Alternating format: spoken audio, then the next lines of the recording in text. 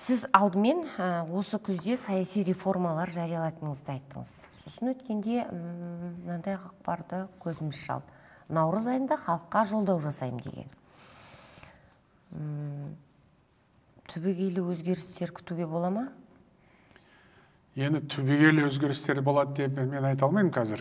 Бірақ біраз өзгерістер болады. Бұл туралы мәжілісте сөйлеген сөзімде айттым.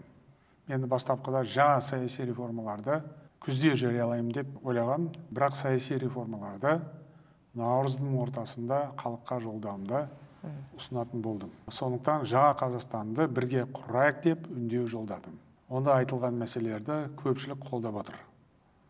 Жалпы кез келген қиындықтың артында үлкен мүмкіндіктер бар.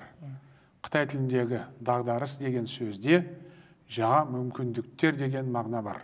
Әрине азаматтық қоғаммен, дербес сарапшылармен кең ауқымды диалог жүргізу керек. Өйткені халықтың пікірі өте маңызды. Әрине.